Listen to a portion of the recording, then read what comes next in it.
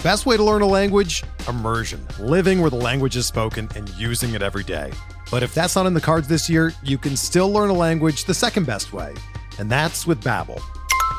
Be a better you in 2024 with Babbel, the science-backed language learning app that actually works. Don't pay hundreds of dollars for private tutors or waste hours on apps that don't really help you speak the language. Babbel's quick 10-minute lessons are handcrafted by over 200 language experts and help you start speaking a new language in as little as 3 weeks. Babbel's designed by real people for real conversations, and their tips and tools are approachable, accessible, rooted in real-life situations, and delivered with conversation-based teaching, so you're ready to practice what you've learned in the real world. Here's a special limited-time deal for our listeners. Right now, get up to 60% off your Babbel subscription at babbel.com/Blue Wire. That's 60% off at babbel.com/Blue Wire, spelled BABBEL.com/Blue Wire. Rules and restrictions apply. The 1-2 pitch, ball lined to Yount, it's short, he throws, it's over! The Brewers have won the American League pennant! Milwaukee, you have a World Series! Hit in the air, Yount makes a great catch, and Juan Nieves has thrown the first no-hitter in Milwaukee Brewer history! Swings, and there it is! A base hit in the right center! He's done it! 3,000 for Robin. And there's a drive in the left field. This is hit well. And it's gone! Robin Braun! A two-run home run! The Brewers take the lead! Morgan, a smash up the middle. Base hit to center. Here comes Gomez. Around third. A throw and the Brewers win. The Brewers are moving on a base hit by Nyjer Morgan. Here it is. Yelich sends one to right center and deep. Get up. Get up. Get out of here and gone for Yelich. You're cruising for a bruising with me, Andrew Snyder. And me, Adam McGee. As we talk all things Milwaukee Brewers for the Eurostep Podcast Network and Blue Wire Podcast. Adam, I'm not going to say how are you doing, because that is a dumb question. So I will just simply say I'm happy to see you, and I'm glad to have you back on your podcast, our shared podcast, Cruising for a Bruising. Hey, buddy. Hello, Andrew. I'm glad to be back. Yeah, I had a weird week. I appreciated your very kind, extensive words about me in the last podcast. It was very nice. I appreciated Numac filling in for me. Can always rely on the big guy to step up to the plate. But yeah, we're back in the saddle. It's some good Brewers baseball to talk about. Disappointed that the series really that we've been waiting all year for, the episode around that got derailed.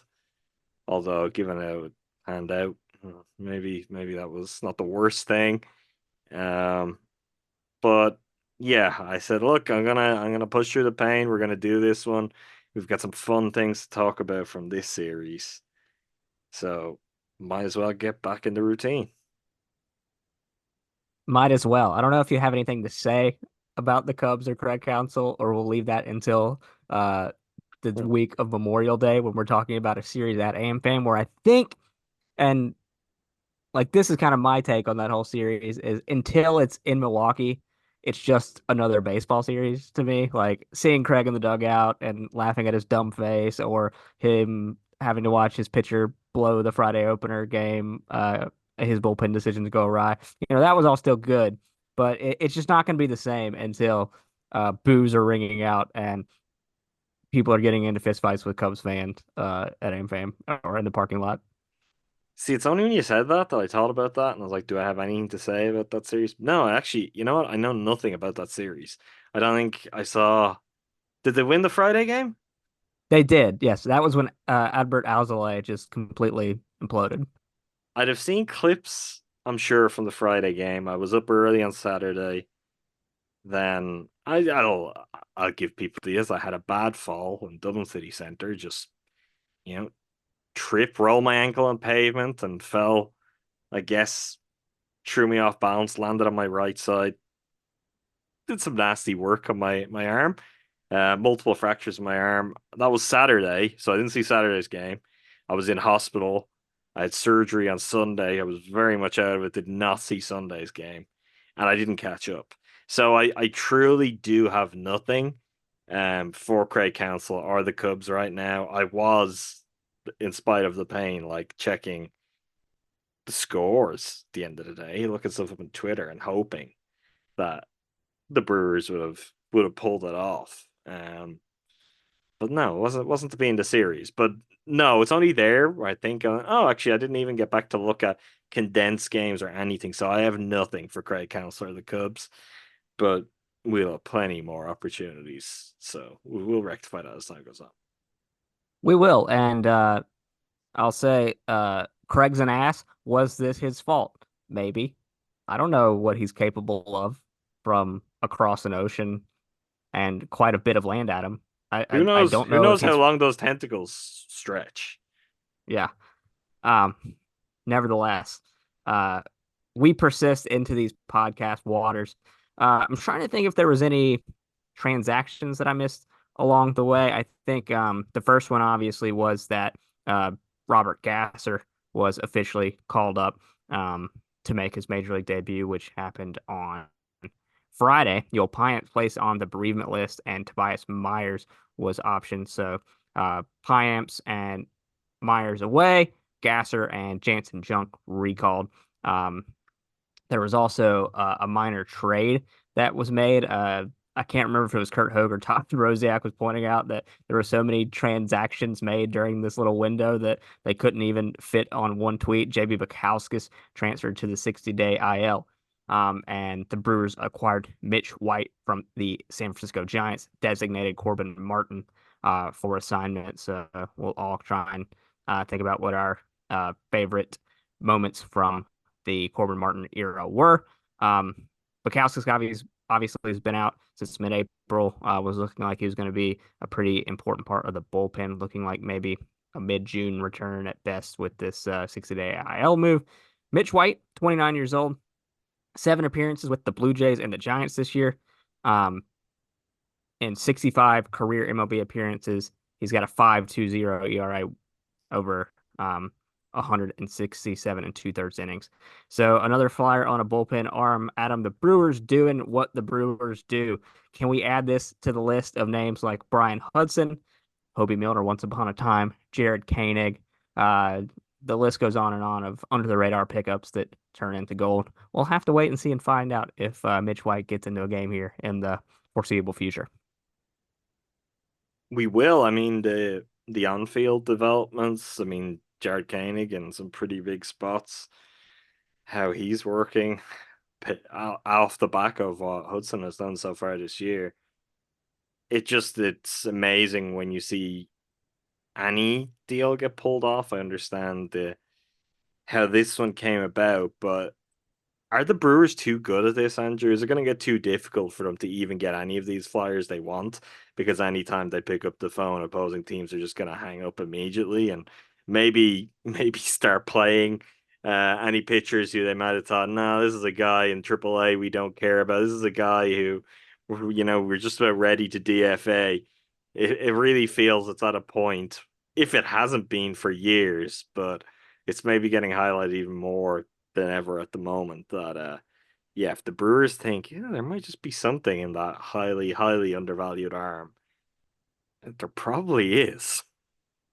That was a conversation I had with Newmark for a bit, because I tried to take a step back and not get his thoughts on the full season, because we needed to learn about Newmark the baseball watcher, just not how he's watching the season. And I forgot the reference I was trying to make, and I remembered it now. It's the old Dave Cameron tweet.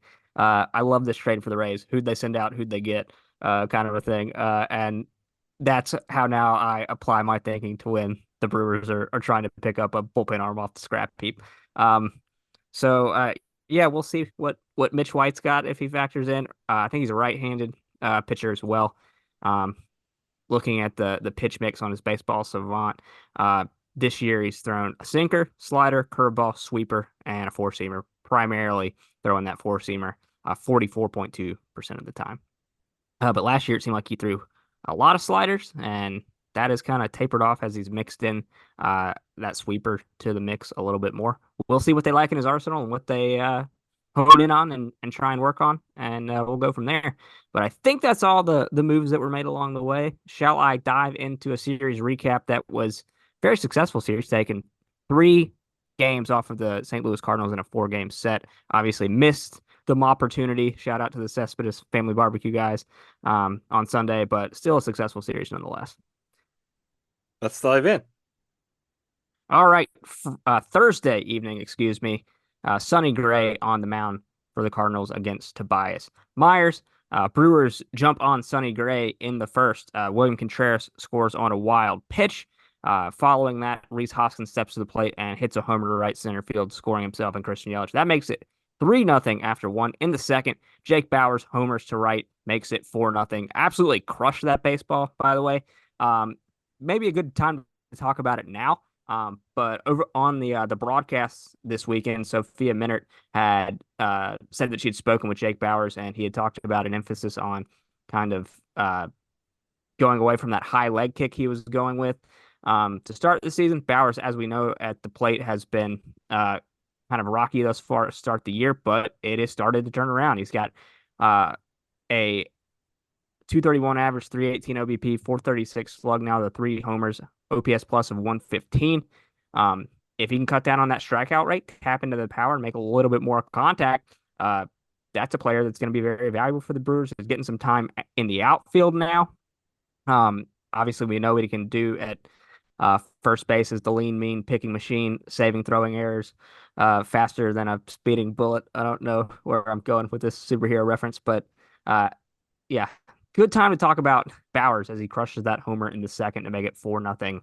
Really rocking Sonny Gray's day. Done a bit of a tear lately, and it's really come out of nowhere. I mean, if we were to talk about players on the Brewers that it was most unlikely they were going to kind of turn things around and maybe in particular start flashing some power, I think he would have been right at the top of our list maybe 2-3 weeks ago.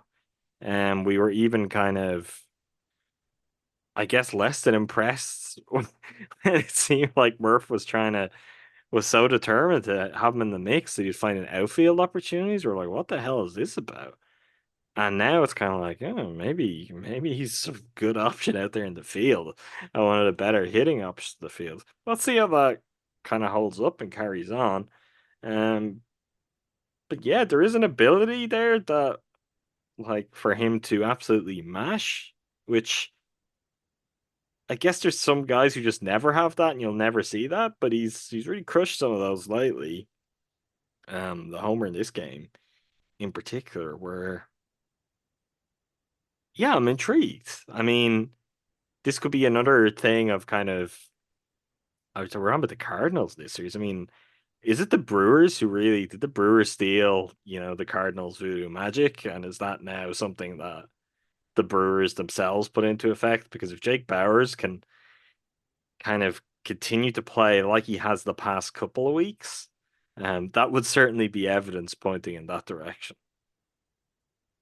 Yeah, I mean, it's the whole conversation that we had in the offseason where you look at the baseball savant page and you see a lot of red and you're like, that's all pretty good. Why doesn't it translate to like actual performance? Is it luck? Is it something else? And a lot of it, obviously, the main theory is it's that whiff and that swing and miss. I mean, you go to a savant page right now, the launch angel swing spot percentage is at 99th percentile, barrel rate 76th percentile, whiff rate 19th percentile, and K rate 3 percentile. So if he can get to that power by making more contact and cutting down on the strikeouts, so it opens up a whole new world for what he can be as a player. And obviously the Brewers theorized that in the offseason, and this is the first time we're really seeing it pan out on the field. We have hopes, and we see players go through ebbs and flows over the course of a season. Blake Perkins, in particular, is maybe running into what some in the Discord have called his Owen Miller day of reckoning. So hot and cold. We'll see how it goes for Jake Bauers. In the third inning, the Cardinals would get one back. Lars Nootbaar homers to center. That cuts the lead down to 4-1 Brewers. Tobias Myers goes 4 innings, allows 3 hits, one run on the homer. Struggled with command a little bit, 4 walks, but 6 strikeouts. Got that fastball back up to 95 a little more often than he had done in his previous start. Obviously had a tough start against the Cubs on, I think that was on that Saturday. I can't remember exactly, but yeah, he had a tough start against the Cubs. And has been optioned down now. I think Steven in the Discord, friend of the pod, had been mapping out pitching and when we could see him back. It could be once they have to go back to the 6-man rotation. We'd assume Gasser, and we'll talk about him more later. We'll get another turn, and then maybe we see Myers back up when they go to that 6-man rotation. So some positives. DL Hall could be close-ish by then too, though. I guess maybe we see him in Nashville just for a rehab starter or 2, which might just take him 1 round kind of beyond that in the rotation. But it mightn't be impossible. DL Hall could be in the mix by the time that we might have. Which I don't know, like that's... I guess you'd weigh up overall the shape of it. Like Myers has been pretty good. I mean, he had 1 really bad outing, which I think probably colors things slightly overall, but I think he is deserving of pitching quite a lot more over the course of the season on the big league team. And it may be something where, depending on how roster spots shake out, that if DL Hall comes back and looks like a starting pitcher, Tobias Myers is one of those multi-inning reliever options. And especially see how that fastball plays up in shorter stints. Who knows? Or vice versa. If DL Hall comes back and still looks like a reliever, I guess that's where Tobias Myers, congratulations, you're going to be a starter. We'll see. Thankfully, hopefully, knock on wood, that as they continue to weather the storm of starting pitching injuries, they get to a point where the options start to look a little more plentiful than they do right now, especially as we get to the early parts of June, and maybe Jacob Junis can come back and be a 2 times through the order guy or something like that. Back to this game, Myers relieved of his duties after 4. Jared Koenig comes in, gets out of a jam, throws 2 innings of scoreless baseball, gets out of that bases loaded jam, allows 1 hit on the day, 2 strikeouts. Like we said, Koenig, another one of those diamonds in the rough. In the 4th, Joey Ortiz adds a homer to the mix to make it 5-1 Brewers. In the 5th, a Christian Yelich triple to right scores William Contreras. That makes it 6-1. In the 7th, William Contreras singles to center to score Bryce Rank. That makes it 7-1. Brewers also get scoreless relief from Hobie Milner, who pitched a scoreless inning, and Thiago Vieira, who threw 2 scoreless, allowed 2 hits, struck out 3. Brewers win 7-1 and just ambush Sonny Gray early and often, and come away with a Game 1 win in this series. Moving on to Game 2, Adam. Well, go ahead. The one thing just I think was worth us emphasizing is Sonny Gray had given up 3 runs all season coming into this game. I think he had an ERA under 1 going into this game, if I'm remembering correctly. Yeah, I believe that's right. So not necessarily one you expect to go and jump the Cardinals like that, and I would say the pretty fragile place the Cardinals find themselves in, and not how they wanted to start the series too, which makes it all the more important for the Brewers. We're driven by the search for better, but when it comes to hiring, the best way to search for a candidate isn't to search at all. Don't search, match with Indeed. Indeed is your matching and hiring platform with over 350 million global monthly visitors, according to Indeed data, and a matching engine that helps you find quality candidates fast.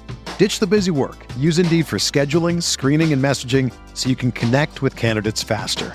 Leveraging over 140 million qualifications and preferences every day, Indeed's matching engine is constantly learning from your preferences, so the more you use Indeed, the better it gets. Join more than 3.5 million businesses worldwide that use Indeed to hire great talent fast. And listeners of this show will get a $75 sponsored job credit to get your jobs more visibility at Indeed.com/Blue Wire. Just go to Indeed.com/Blue Wire right now and support our show by saying that you heard about Indeed on this podcast. That's Indeed.com/Blue Wire. Terms and conditions apply. Need to hire? You need Indeed. Hey, it's Kaylee Cuoco for Priceline. Ready to go to your happy place for a happy price? Well, why didn't you say so? Just download the Priceline app right now and save up to 60% on hotels. So whether it's Cousin Kevin's Kazoo Concert in Kansas City, go Kevin, or Becky's Bachelorette Bash in Bermuda, you never have to miss a trip ever again. So download the Priceline app today. Your savings are waiting. Go to your happy place for a happy price. Go to your happy price, Priceline.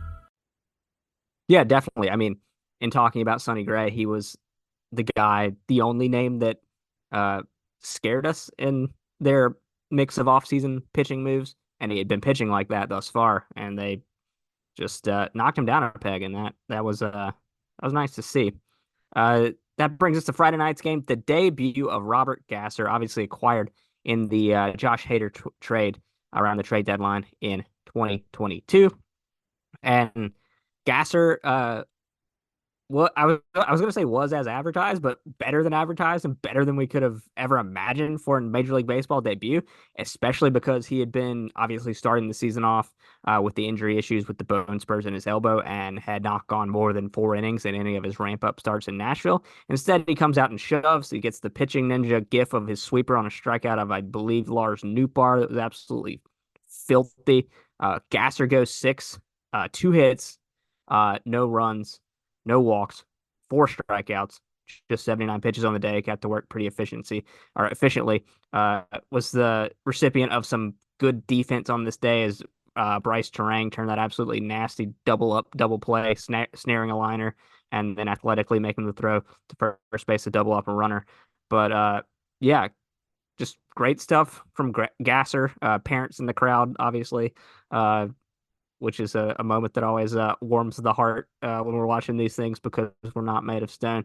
Yeah, like I said, we'd expect Gasser to make his next turn, and even if he's not this good, who is ever this good every start? Like, it's been kind of a long day coming, and I think when he was acquired in the Hader trade, we maybe thought we would have seen his debut towards the end of the 2023 season. Maybe just like in a spot start here or there. Obviously, the injury to beginning this season got him started off kind of on the back foot, so to speak. But yeah, good stuff from the kid, and looking forward to seeing if he can stick in the rotation and add some stability and be a guy that can be counted on to go 5-6 innings most starts.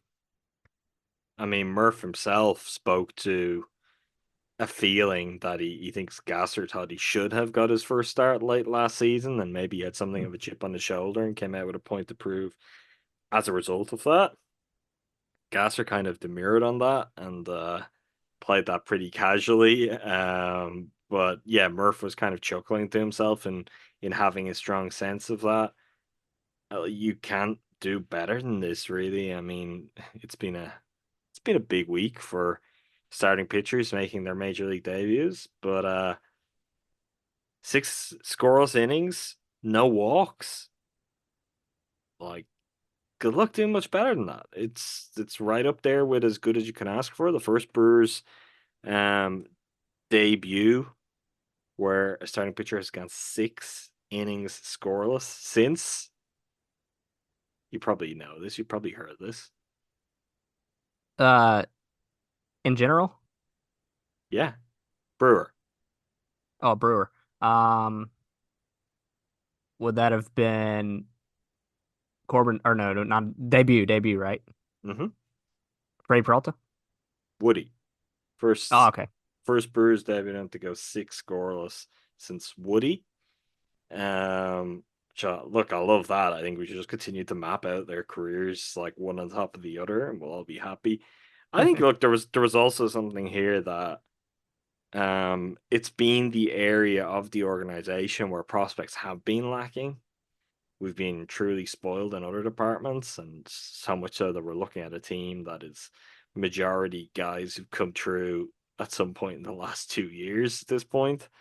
That hasn't been the story for pitchers, and I think back to where we were when Ethan Small got promoted and got his first start and that day against the Cubs and how excited we were going into that, only for him to get absolutely shelled and for it to just never pan out from there. That for me did have like an ongoing element of fear with Gasser because I was just like, the Brewers just really don't need another one of those kind of guys, they could just do with someone who comes up, comes true, and it's like, yeah, that's a guy who's part of the rotation now. And I guess what's most reassuring in terms of Gasser's prospects of that's how he handled the occasion, how he handled the moment. He looked like he belonged. He was really into it. I do think, like, you name check that Bryce Terang play, which is probably the best defensive play of the season from a Brewer. Trying to think of other candidates, but I'm sure it's like Bryce beating out, Bryce's second best and third best plays of the season in that regard. But that's one of those, you're making your debut, you kind of need it to go your way. And it does, and you get out of that inning there, and you started the first inning great, and then you're kind of flying, you're confident, you maybe get a feeling of this is my day. And that could be something that then he manages to go and put together a strong second start. And it kind of snowballs from there where we're like, yeah, this guy is good and he's a major league pitcher. But so those moments, it definitely could be a turning point. And I think Bryce Terang produced something really spectacular to do his new rookie teammate a big favor and get the Brewers on their way to what would be a really, really emphatic win. I had just a note. I had Mother's Day on the brain. That's why I name checked Freddie Peralta. His was 5 2/3, 13 Ks, 1 hit, took a Correct. no-hitter into the sixth. Happy Mother's Day to all the moms out there as we record this. Mother's Day and the Brewers always just seems to come up, doesn't it? Yeah, excited to see.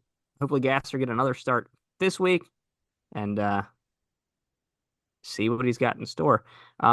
The sweeper, but Brewers, just the sweeper in general is really nasty and a super, yeah. super fun pitch to watch. And I mean, that was the thing, no walks too. I mean, his execution, his command was first class. I mean, credit also, I think Murph went out of his way to do it. And I guess probably the same goes to Bill for that, in terms of just really kind of taking control of that with Gasser and calling a really, really great game for him, calling the right pitches and Didn't just Gasser said he didn't shake him off once. I think that was the not quote, once. maybe. Yeah, not Yeah. once. But that's really, really great. And just some of the stuff looks good. And even fastball got up there a couple of times. Like he's got a much better pitch mix and a good place. Like he does actually look like a big league starter. Like he has the profile, he has the pitches. At a certain point, it's gonna come down to, how strong are you mentally? How healthy are you? Like, how did the breaks of all of this kind of pan out in terms of Robert Gasser's career? But I do think he looks like a guy who has the tools, and let's hope for a Brewer's sake that everything works really, really nicely for him and he maximizes his potential from here. Yeah, I mean, the sweeper, like you said, nasty threw that 36 times, threw the four-seamer 21 times, threw the sinker 18 times, just 4 times on the changeup. But you have that nasty out pitch in the sweeper, and then you have the 2 fastballs you can play off themselves. Like, very enticing pitch mix from Gasser, and it'll be interesting to see how they continue to fine-tune his arsenal and see what works best for him against big league hitters. The game was an offensive onslaught from the Brewers. The Brewer bats were relentless.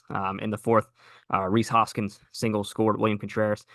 Christian Yelich with a great piece of base running here. Jason Lane had the stop sign up, but Yelich notices Newt Barr bobble the ball in the outfield, and he's able to score, making it 2-0 in the fourth. In the fifth, a Bryce Terang double scores Jake Bauers, makes it 3-0. Also in the fifth, a Christian Yelich bunt single to third that would reach the base and slam off the base and then rest gently. If all bunts look like that, Andrew, I'd be pro bunting. That is one of the most beautiful things I've ever seen. Again, something that Murph really reveled in. He was calling everyone out. He's like, go immediately, go look up Yelly's bunting stats. He's just, which I believe are 8 for 12 as a Brewer. So Yelly is not very prolific in terms of volume. But seemingly part of that is he likes to get to a point in the season where there's definitely nothing in the scouting report. There's no chance of it. And then every now and then he'll just drop down the most beautiful bunt your eyes have ever seen. That was just as perfect as it gets for it to just roll over the third base bag. just chef's kiss. He had it on a string, and that made it 4-0 Brewers. Willie Adames follows with a double to score Yelich and Contreras.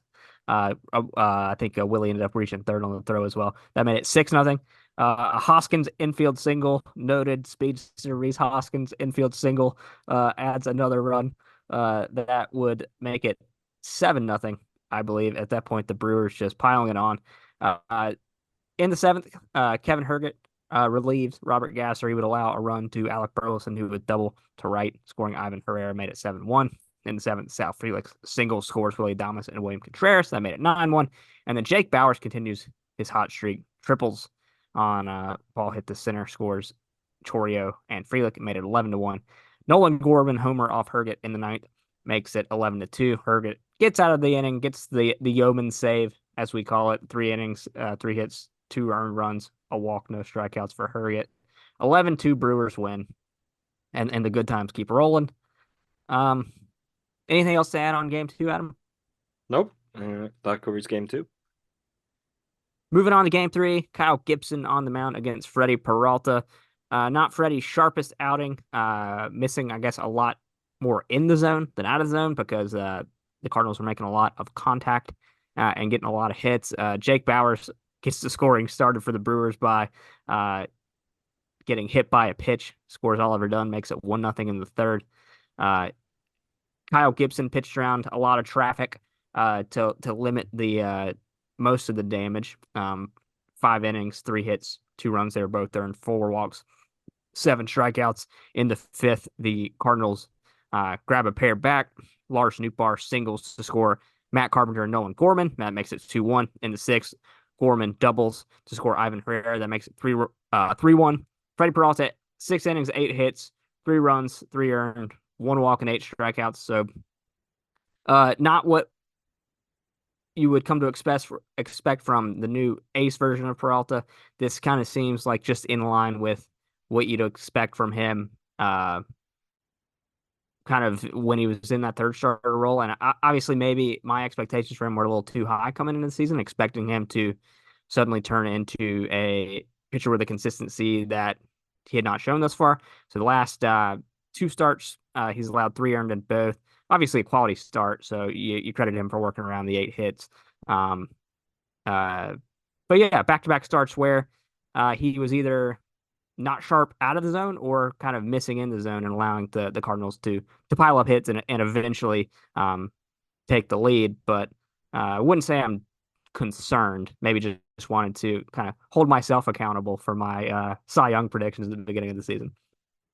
I mean, of those 2 versions of Freddie you mentioned, this is the version I prefer. I prefer him to miss in the zone because it's honestly the one we've seen a lot of. He knows how to go out and pitch really good games while giving up a couple of solo homers. You know, it's like that's kind of who he has been for a number of years. And I think the key to this game is, 1 walk. So if you don't have it in other ways, at least you're not missing outside 2. You've got good command. At least when it comes to the zone. I think that's maybe the kind of the saving grace here, and it allows them to kind of just pitch through the game in a way that works, where 6 innings pitched, 100 pitches. I know it's really simplifying things, but I feel like we're going to continue to do it. Like it's vitally important that all starting pitchers can get to 6 innings pitched for the Brewers this season. But particularly when you're Freddie Peralta, even on a day you don't quite have it, you need to get there. You need to give this team a chance. You need to help out the bullpen. So that's kind of my baseline for him. It's like, okay, well, the difference between you and all these other guys is even on a day where you don't quite have it, you should have it enough to hang in and get through 6. And that's what he did here. Gave the Brewers a chance to win. Didn't necessarily look like they would win, but if you give them a chance, anything can happen. Yep, very workmanlike performance. And then in the 6th inning, the Brewers would get a run back. First 2 runs scored in this game via a bases loaded hit by pitch. This time it was Gary Sanchez. So the Brewers wearing it to add runs to the scoreboard. Hobie Milner comes on in relief of Freddie Peralta, throws a scoreless inning in the 7th. And then in the 7th, pretty deep at bat, worked it to a full count, fouled off a couple of pitches, and then Rhys Hoskins with William Contreras and Drake Bowers on base hits a homer to center field. I think nearly robbed, got pretty close to it. That makes it 5-3 Brewers, and Hoskins just absolutely elated by the time he gets to second base. I think we have a double fist pump celebration, one before the bag, one after the bag, then getting to home and celebrating with Willie Adames and then Andre Monasterio in the dugout. So a lot of emotion from Rhys Hoskins there. Murph in the postgame talked about how he's come up big with a couple of big home runs for the team this year, 9 on the season, which leads the team. There's ebbs and flows to Rhys's game. He's gonna have the occasion where he grounds into a double play or he pops out. But I think thus far this season, Rhys has been as advertised, and that moment there highlights just the very high upside for him, showcasing that power and coming through in a big moment. Yeah, he's crushing it. I mean, I have no real issues with Rhys Hoskins at this point. He's definitely going through a really nice run at the moment where those homers are coming in bunches. 9 homers is a very healthy total for him to this point in the year. If he's healthy and he doesn't suffer any major kind of extended drop-offs throughout the year, he could put up a really tidy total. I think we talked about that in one of our preview episodes in the off season, but he is a guy who can go out there and he can really pile up some dingers. And we're seeing that, and it's the timeliness of it too. Not necessarily something the Brewers have always had in recent years. I mean, in our time doing it, there was certainly a spell when Rowdy Tellez was dialed in where he would come up with clutch homers late in games. But they have really kind of lacked a guy who's just like, oh yeah, he loves that moment. Rhys is making a good case for that early on. And I mean, when you look at what they've got in other areas, you just look at how like comically good Contreras and Yelich are, like in a kind of day-to-day AB to AB kind of way. What you need then is someone with a flair for the dramatic and the big moment who's going to come deliver in that kind of spot. And I think that kind of rounds it out quite nicely what Rhys is showing. I think him and Willie are similar in that way too. So yeah, Willie's definitely closest to that. Like you have the consistency and the day-to-day excellence of a Bill and a Yelich, and then you've got the high variance wild cards in Willie and Rhys both in the lineup. I think that was kind of what we envisioned in the offseason, and it came to fruition in the Kansas City series with Willie's fun homer. I don't know if you got to see much about that, where he was had the fun thing with the crowd. Trust me, I saw that. Don't worry, I was back locked in at that point. Yeah, that rules. But look, more moments like that. I mean, Rhys's wasn't quite as late in the day, but yeah, ends up being a game-winning homer. It turns the game in its head. Yeah, that's a good point. It's something that I guess we had a team that was full of guys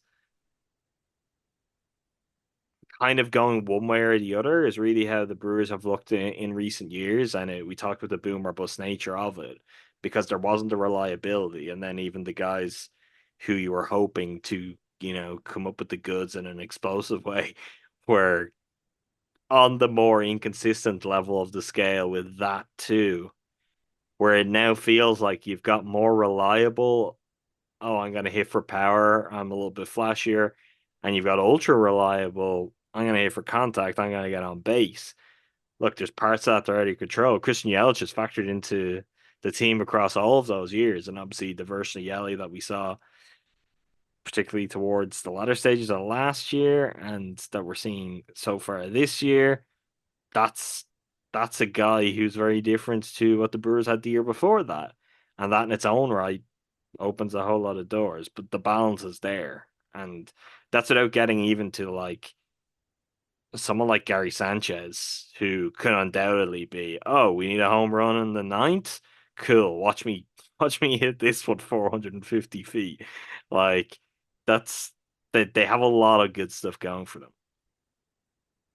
They absolutely do. I was just thinking, I know we don't want to lengthen this podcast any more than we need to, Adam, but I was thinking about like categorizing the times in which each of those guys hit homers this week. Rhys Hoskins is in okay, do I have time to get one more beer territory? Willie Adamas's came during, time to text the babysitter and let her know we're on the way back home territory. Both guys taking those unique moments and stepping up and going yard. That was all the scoring the Brewers would need to win this game. Brian Hudson throws a scoreless eighth. Trevor McGill comes on in the ninth, allows 2 hits, but manages to get out of the inning and nail down the save. 0.93 ERA on the year for McGill, 0.81 ERA on the year for Brian Hudson. Brewers win 5-3, take the first 3 games of this series against the Cardinals. Anything else to add, Adam, before we move on to the series finale? Nope. Let's wrap it up. A game I thought they were going to win, but they did not. Me too. It It felt good really from the jump. from the off, it looked like it. You're like, oh, they've got this down again. Even when it wasn't quite working, you're like, everything's going up Brewers right now. Yeah, because I guess I said from the jump, so that was a little inaccurate because Bryce Wilson on the mound did not have his best command at all, and got things a little scary from the start and managed to wiggle his way out of some trouble. Started the game with a Matt Carpenter single, walked Lars Nootbaar, and then struck out Paul Goldschmidt and he got a pair of lineouts. So with runners on and no outs, looked like it was going to go awry early, and instead he wiggles out of damage. In the first, a Rhys Hoskins bases loaded walk scores a run. Joey Ortiz's RBI ground out to second scores Christian Yelich, makes it 2-0. And then a Gary Sanchez single left scores Willie Adames. Rhys Hoskins thrown out at home. We don't have to go into Jason Lane discourse at all right now, but when Rhys Hoskins is the guy I'm seeing rounding that bag, more often than not, I'm probably throwing up that stop sign. 3-0 Brewers after the first inning. Wilson would continue to fight that command. He would walk Lars Nootbaar with the bases loaded in the second to make it 3-1. In the fifth, allowed a homer to Paul Goldschmidt to make it 3-2 Brewers. Wilson goes 4 innings pitched, 5 hits, 2 runs, both earned, 5 walks, just 1 strikeout, and the homer allowed 80 pitches across the 4 innings. His first truly poor outing in the starting rotation, managed to allow it not to go completely off the rails. I don't know if this is something that we want to say is in the budget for a guy that we did not expect to be in this role, but I kind of think it's something like we saw Myers have his struggles in that Cubs game. It's kind of something that was probably coming just because it wasn't going to be as good as it was forever, just because he's not a Burns Woodruff type of guy. He's a middle rotation guy, and we saw what happens in the kind of time when all the chickens come home to roost. I mean, still 2 earned in 4 innings pitched. I think if we were to take that away from what we just saw him do in his last couple of starts and how just routinely he was getting into kind of 6-inning territory, I think you'd be like, yeah, okay, fine. That is kind of what we're playing with here. That's what you're going to be in a game. We'll see where it goes from there. I think the reality is his line is a lot less ugly than his pitching was today. And in that regard, I guess you tip your hat to him because you in some way, somehow, you're finding a way to hang in there. It was the most walks of any game of his career. Yeah, I do think it does, though. It is a testament to Bryce and how he pitches, and just I think how just gritty he is and kind of tough he is, and he's always out there to get the job done, to do all that he can. That he had the Brewers in a position to go and win this game. Like no matter how bad he was pitching. There's a couple of times where I was really worried about how deep into the game he was going to get at all. It could have gone super, super wrong. I think he was maybe a little unlucky that on the other side of things, like Miles Michaelis was in big trouble, 41, 42 pitches in the first inning.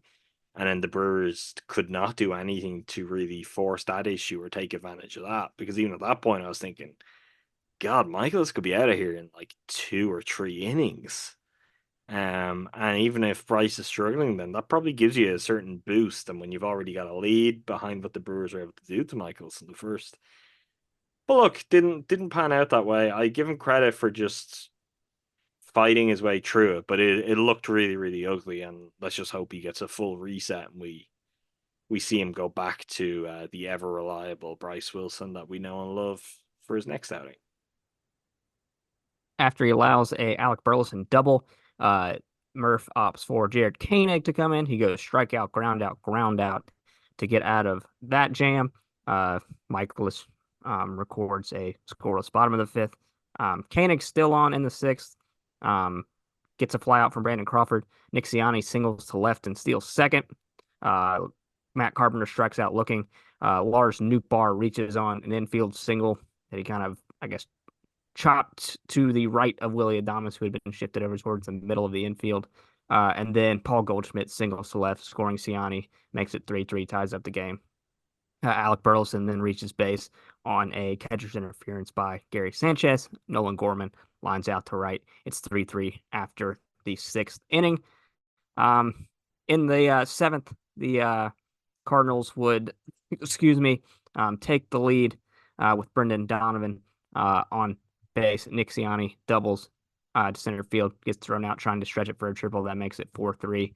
Elvis Peguero was on the mound for the Brewers at that time. He allowed 2 hits and a earned run, 1 strikeout in that seventh inning. Hobie Milner comes on to fire a scoreless eighth. Hobie with an excellent series.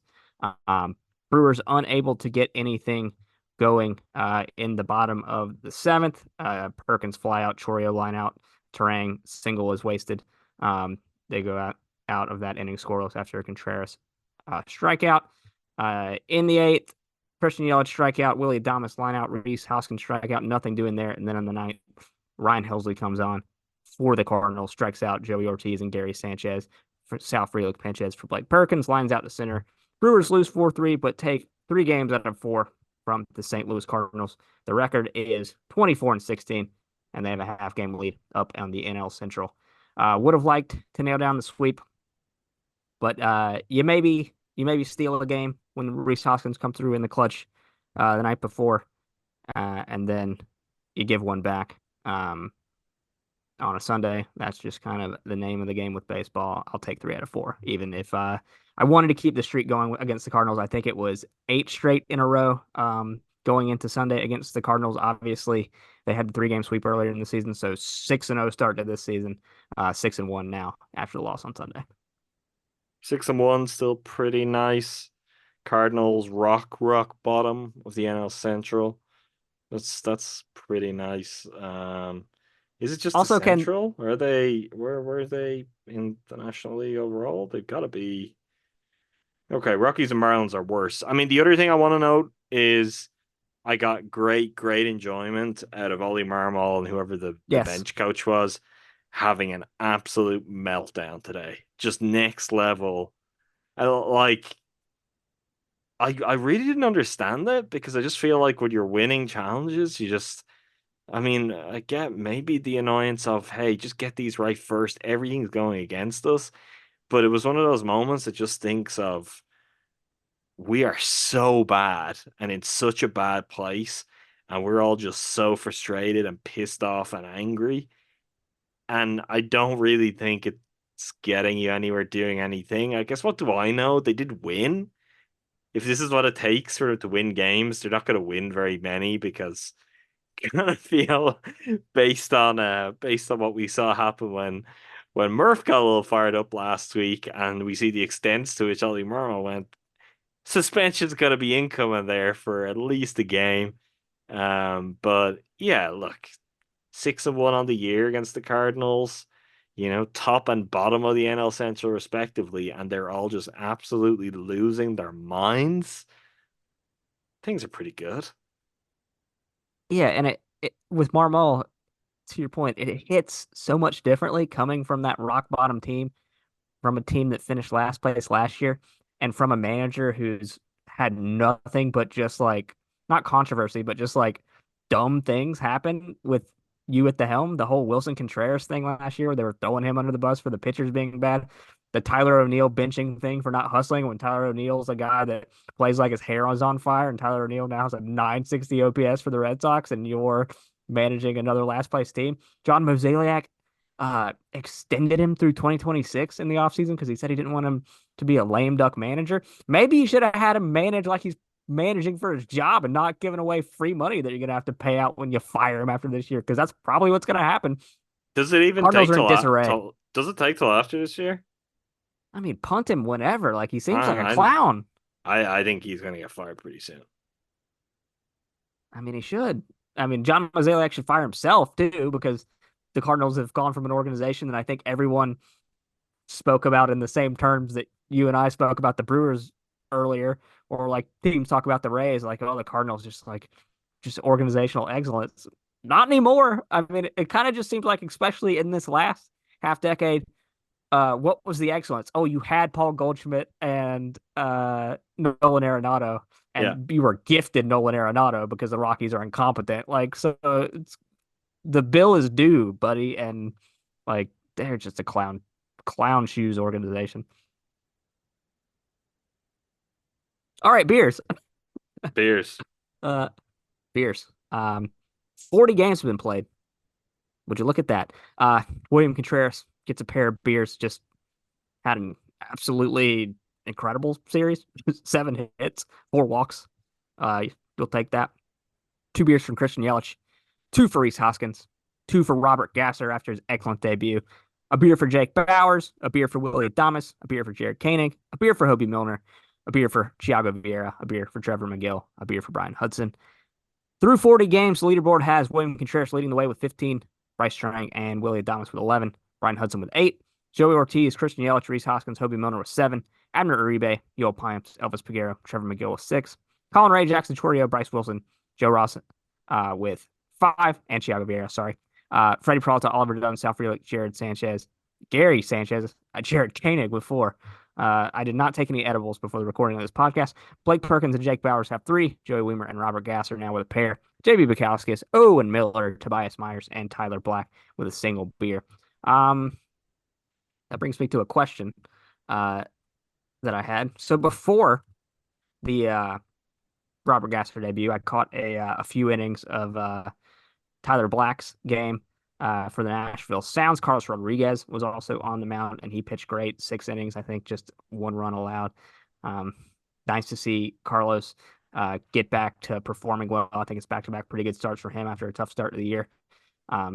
So when we talk about starting pitching options in a pinch when you get down to the season, if there are injury issues, that's a name we can look at. In his first at-bat, Tyler Black fouled a ball off of his leg, would end up grounding out in that at-bat and leaving the game. I was trying to see if he played in any of the other games in this series, so I'm trying to pull up the game log, and it's not showing me. So does anyone out there know if Tyler Black is still playing? Why is the MILB's website so bad, Adam? I Do you think noticed this is that. something we could... I didn't find it to be bad last year, but this year, whenever I try to, Yeah. even just like when you're trying to search players and the whole thing just like breaks, that wasn't the case last year. So, get your house in order, Rob Manfred. Yeah, I'm going to Baseball Reference, and I'm trying to see if we can solve this dilemma once and for all. It looks like his last game that he appeared in was May 10th against the Bulls, and that was that was the game I was at. So unless he's playing today, I guess something to monitor with Tyler Black, because I have not seen an update. I do know that Aaron Ashby, I saw a tweet from the Nashville Sounds broadcaster that Aaron Ashby had pitched pretty well in that game. I think it was 6 innings and just a run allowed and 8 strikeouts, if I got that right. So would love to see Aaron Ashby find some consistency in Nashville, even if it's just in a break glass in case of emergency situation. With He's all a that weird, he's been through. weird presence in the fireman, where you're like, buddy, what category of this do you fall into? Are you a starter? Are you a bullpen guy? Or or are you in fact just a pitcher for the Nashville Sounds? So that's that's a weird thing, which I caught up on the forum, and by the way, just tremendous work, Brewers. Like production quality is really something. Although I do have some concerns if they shot the vast majority of this and really kind of banked stuff and were wed to elements of it before the season started, because Brewers, you got to get a lot more Brian Hudson in there. You got to get Brian Hudson all over this, and he's kind of the forgotten man right now, where he should be case study number one. But yeah, really, really good work by the Brewers. Trevor McGill, a big highlight in the last episode for me was just some of his comments talking about how, like, if you're bad, everyone's just angry in your DMs. And that's like the, I won't name any. That's daily fantasy and gambling folks for sure. Yeah, that's a good point. Yeah, that's what that is. I know you were taking that a different way, but that is a real, the sad reality of an athlete's life in 2024 is, particularly if you're going to be a closer or something, it's like you go out there, you blow a save, you're going to have a bunch of absolute losers just sending you DMs about how much money you cost them. It's like, shut up. You lost your own money by putting the bet on in the first place. That's a good point, Adam. Brewers fans, and especially our listeners, are much better than that. We yell in a Discord channel, and we get our frustrations out that way, and we treat the players with respect. Never. Let's just never at a player. No, never. Never. Like, you can fire off if you want to, talk about. We do it on a podcast.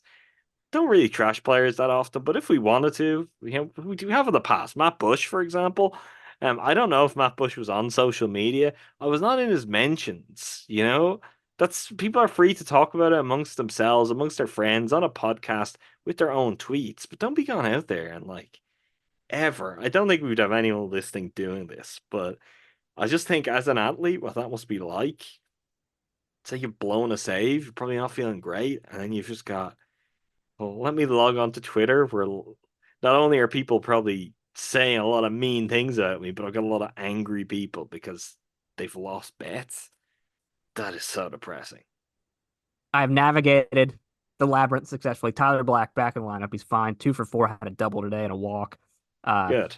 Taylor Clark got a rehab appearance. He served as the opener in this game, allowed a homer and a run. Ashby was 5 1/3, 7 hits, 3 runs, all earned, 2 walks, 9 strikeouts. So still work to be done there, but a positive outing. Anyway, this is not a Nashville Sounds podcast. But I just needed to get to the bottom of the Tyler Black mystery, and Minor League Baseball's website would not let me. The Brewers will stay home to face the Pittsburgh Pirates, who just dropped 2 of 3 to the Chicago Cubs. Almost came back and won today's game, but they blew an opportunity with runners on the corners and 1 out in the 9th and ended up losing in Manfred Ball. My vote is that the Brewers punish them by making them lose more baseball games. And they will look to do that on Monday. On the mound for your Milwaukee Brewers is going to be Colin Ray facing off against Mitch Keller. That's a 6:40 Central start. 6:40 Central start on Tuesday, Joe Ross against Martin Perez. And then in the finale, Wednesday, 12:10 Central start. Presumably, I don't think there's been any announcements. Robert Gasser against Jared Jones. The Brewers will then go on a 9-game road trip, Houston, Miami, Boston, before that Memorial Day matchup with Craig Counsell. Like we said, 24-16, first in the NL Central, half a game above the Cubs. And the kind of the two teams that have set the pace thus far in the NL Central. Reds struggling, they find themselves down 5-3 again. Pirates struggling, obviously. Cardinals struggling, as we saw, with their frustrations erupting at umpires. But Reds onward and upward, we hope. 1 of 9 in their last 10. And it looks like they've blown a lead in this game against San Francisco right now as well. Yikes. The curse of Joey Votto. All right, I think that does it. As always, make sure you subscribe wherever you get your podcasts and never miss an episode. That's Cruising for Brewing. You should also check out the rest of the GSPN podcast. It's the Eurostep Podcast Network for all things Milwaukee Bucks. Talking to Tundra for everything Green Bay Packers, and make time for this for movies and pop culture and all that good stuff. Well, until next time, thanks again to all of you for listening. Thank you, Andrew. Thank you, Adam.